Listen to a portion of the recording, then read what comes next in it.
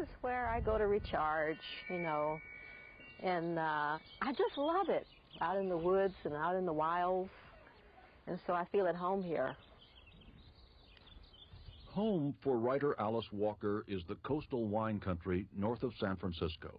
It is her refuge from the troubled world she ponders and writes about, delivering opinions both informed and emotionally driven, things she simply knows in her heart to be true. I think what most concerns me is that I don't know if people will learn to like being awake long enough to make a change. I think that people really, on some level, like being asleep. Walker sees a world too dominated by corporations and conventional religion. She is, quite proudly, a pagan. By her own definition, one who worships Mother Earth.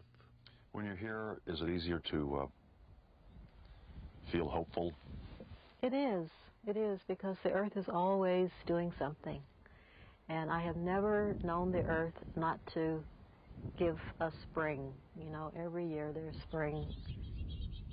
But I've seen in my life, because I've lived long enough now to really see that you just do what you can, and you never know what it's going to become.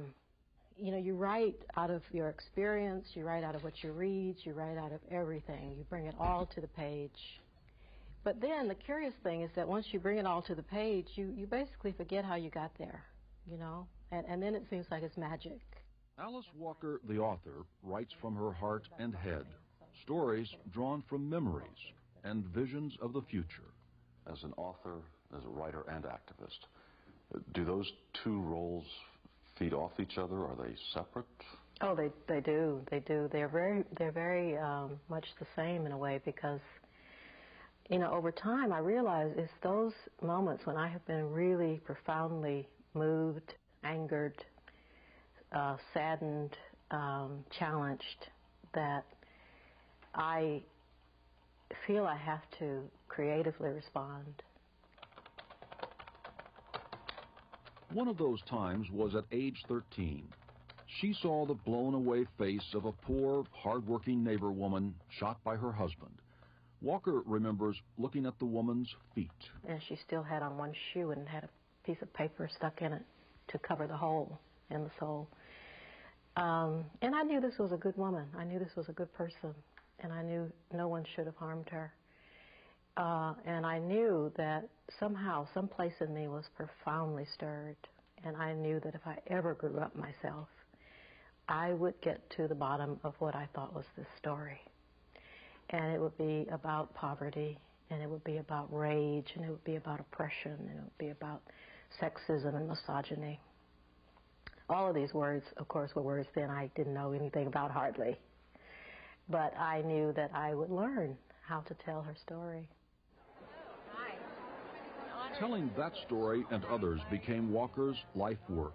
Her most popular novel, the Pulitzer Prize-winning The Color Purple, sold over 5 million copies. It remains one of the most respected books in American literature. The Color Purple also earned her an enormous following from all walks of life, including women she met with recently at Boston's Pine Street Inn, a shelter for homeless and battered women. All the things that happened to me, them are my feelings and them are my secrets. What were you thinking as you heard several of these women bare their souls, some of the hard times they've been through? Until you can say what it is, you can't really see it. So I know they're on the way, and I'm just, happy to be the person that they could talk to. Right or wrong, Alice Walker is a radical and an optimist, a writer of strong opinions, gently delivered. And she has earned her place among the great authors, those who both aggravate and inspire, and tell a good story along the way. So instead of throwing a bomb, I can, write a novel.